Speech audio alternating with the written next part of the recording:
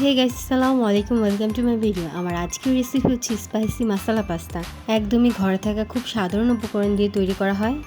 তৈরি করতেও সময় লাগে কম, কিন্তু খেতে অনেক মজা লাগে। চলুন শুরু করা যাক। প্রথমে আমি পাস্তাটা সিদ্ধ করে নেব। এর জন্য চুলায় একটি হাঁড়িতে বেশ কিছুটা পানি দিয়ে গরম করে নিয়েছি। এর মধ্যে দিয়ে দিচ্ছি 2 কাপ পরিমাণ মতন পাস্তা। আপনারা এখানে যে কোনো পাস্তা ব্যবহার করতে পারেন। এখন দিয়ে দিয়েছি 1 চামচের মতন লবণ। গরম পানিতে পাস্তাগুলো ভালোভাবে মিশিয়ে নেবেন, তা না হলে কিন্তু পাস্তাগুলো দলা পাকিয়ে দেয়। আমি এই পাস্তাগুলোকে 10 মিনিটের মতন সিদ্ধ করে নিয়েছি। এখন আমি পাস্তাগুলোকে নামিয়ে নেব। পাস্তাগুলোকে ছাঁকনির সাহায্যে পানি ছেঁকে নিয়েছি। এখন চলে যাব মূল রান্নায়। আমি এখানে একটু প্যান নিয়েছি। প্যানে দিয়ে দিচ্ছি পরিমাণ মতন তেল। তেলটা গরম হয়ে আসলে দিয়ে দেব ডিম। ডিমটাকে ভালোভাবে ভেজে নিচ্ছি। ডিমগুলোকে ঝুরি ঝুরি করে ভেজে নেব। ডিমগুলো ঝুরি ঝুরি করে ভাজা হয়ে গেছে, এখন আমি নামিয়ে ফেলবো। এখন আমি ওই একই প্যানে দিয়ে দিচ্ছি রসুন কুচি। রসুন কুচিগুলো ভালোভাবে একটু ভেজে নেব।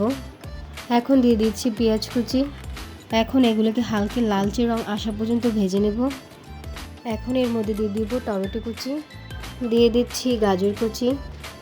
এখন এগুলোকে ভালোভাবে নেড়ে চেড়ে নিচ্ছি সিদ্ধ হওয়ার পর্যন্ত। এখন দিয়ে দেব স্বাদ অনুযায়ী লবণ। যেহেতু আমি পাস্তাতে লবণ দিয়েছি, তাই পরিমাণ বুঝেই লবণ দিতে হবে। এখন দিয়ে দেব 1 চা চামচ ধনিয়া গুঁড়া। এখন দিয়ে দিব 1 চা চামচ টমেটো সস। দিয়ে দিব 1 টেবিল চামচ সয়া সস। সবগুলো ভালোভাবে নেড়ে চেড়ে নিয়েছি। এখন দিয়ে দেব সিদ্ধ করে রাখা পাস্তাগুলো।